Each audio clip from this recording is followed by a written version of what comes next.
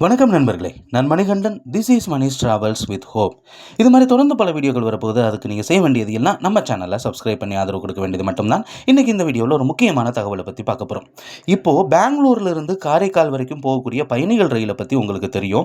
காலையில் 7:30க்கு எஸ்எம்விடி பெங்களூர்லேருந்து இருக்கக்கூடிய இந்த ரயிலானது அங்கே இருந்து ஒசூர் தர்மபுரி வழியாக சேலம் வந்து, சேலத்தில் இருந்து இந்த ரயிலானது விருத்தாச்சலம் வந்து, விருத்தாச்சலத்திலிருந்து நெய்வேலி குறிஞ்சிப்பாடி வழியாக கடலூர் துறைமுகம் வந்து, அங்கே இருந்து மயிலாடுதுறை பேரளம் வழியாக இந்த ரயிலானது திருவாரூர், நாகப்பட்டினம், நாகூர் வழியாக காரைக்காலுக்கு அன்று இரவு 10:35 மணிக்கு போய் சேரும்.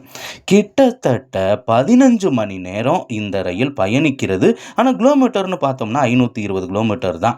அதிகப்படியான நிறுத்தங்களை நின்று கடந்து வர இந்த ரயில் இப்போ 3 நிலையங்களில் நேர மாற்றத்திற்கு உட்பட்டிருக்கிறது.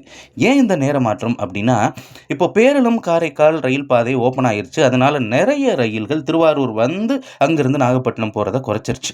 அப்படிங்கிறதுனால இந்த ரயிலுக்கு நேர மாற்றம் குறிப்பிட்ட நிலையத்தில் மட்டும் கொடுத்துருக்குறாங்க. மற்ற எந்த நிலையத்திலையும் அதற்கான நிறுத்தத்திலையும் மாற்றம் அப்படிங்கிறது இல்லை. திருவாரூருக்கு வழக்கமாக இரவு 9:20 மணிக்கு வந்து சேரக்கூடிய இந்த ரயிலானது இனிமேல் மணி நேரத்துக்கு முன்னாடி 9:05 மணிக்கெல்லாம் வந்துடும் அப்படின்னு தகவல் இருக்கிறது. என்னையிலிருந்து அப்படின்னா 3ஆம் தேதி ஜூன் மாதம் இன்னையிலிருந்து தான். அதே மாதிரி நாகப்பட்டினத்துக்கு 9:52 மணிக்கு வந்து சேர வேண்டிய இந்த ரயிலானது அதிலிருந்து ஒரு மணி நேரத்துக்கு முன்னாடியே 9:37 மணிக்கு வந்து புறப்பட்டு செல்லும்.